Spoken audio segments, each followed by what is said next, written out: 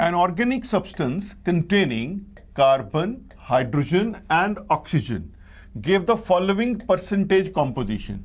Carbon 40.687, hydrogen 5.085 and oxygen 54.228%. The vapor density of the compound is 59. Calculate the molecular formula of the compound. तीन elements हैं, carbon, hydrogen, oxygen, तीनों की percentage given है, vapour density given है compound की, तो molecular formula निकालना है आपने। देखिए, अगर मॉलिक्यूलर फॉर्मूला निकालना है तो फर्स्ट स्टेप है एम्पिरिकल फॉर्मूला निकालना। अब एम्पिरिकल फॉर्मूला कैसे निकालते हैं? जो एलिमेंट्स हैं वो लिख लो, कार्बन, हाइड्रोजन, ऑक्सीजन। इसकी परसेंटेज गिवन है यहां पे 40.687, हाइड्रोजन है 5.085 और ऑक्सीजन है 54.228। इनके एटॉमिक मासेस आ गए 12, 1, 16। फिर हमने निकालने हैं रिलेटिव नंबर ऑफ एटम्स। वो कैसे सॉल्व करते हैं? परसेंटेज को एटॉमिक मास से डिवाइड कर देते हैं। तो 40.687 बाय 12 ये सॉल्व करके आ जाएगा 3.39।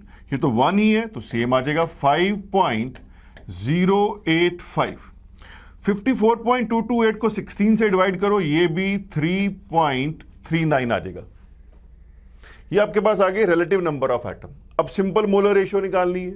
वो कैसे सॉल्व करते हैं? जो स्मॉलेस्ट फिगर है उससे सबको डिवाइड कर दो। इसमें वो कौन सी है? 3.39। सो 3.39 को 3.39 से डिवाइड किया तो ये 1 आ गया, ये भी 1 आ गया। इसको करेंगे डिवाइड तो ये 1.5 आ जाएगा। 5.085 बाय 3.39। अब ये होल नंबर नहीं है, इसलिए एम्पिरिकल फॉर्मूला नहीं है ये। इसको 2 से मल्टीप्लाई करो तो ये 2, ये 3, ये 2। इसलिए इस कंपाउंड का एम्पिरिकल फॉर्मूला मास हो गया, एम्पिरिकल फॉर्मूला हो गया C2H3O2। C2H3O2 एम्पिरिकल फॉर्मूला तो आ गया। अब आप इसका एम्पिरिकल फॉर्मूला मास निकाल लीजिए। C2H3O2 है तो 2 into 12, carbon is 12, hydrogen is 1, 1 into 3, oxygen is 16 into 2। इसको अगर हम सॉल्व करते हैं 24, 327 एंड 32, दिस बिकम्स 59। तो इसका एम्पिरिकल फॉर्मूला मास आ गया 59। Next step is to calculate molecular mass of compound. क्योंकि अगर हमने मॉलिक्यूलर फॉर्मूला निकालना है तो हमने n निकालना है। तो n क्या होता है? Molecular mass by empirical formula mass. अब एम्पिरिकल फॉर्मूला मास तुम्हारे पास आ गया। अब हमें सॉल्व करना पड़ेगा यहां पे मॉलिक्यूलर मास। इस क्वेश्चन में वेपर डेंसिटी गिवन है 59, तो molecular mass is twice of vapour density.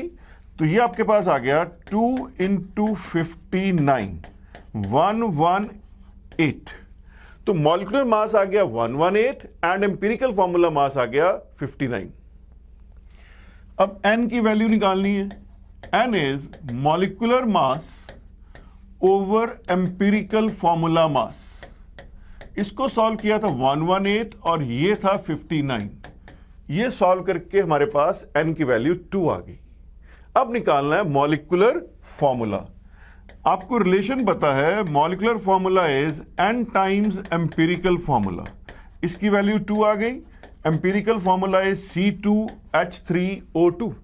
बस 2 से मल्टीप्लाई करो, हमारे पास आंसर आ गया।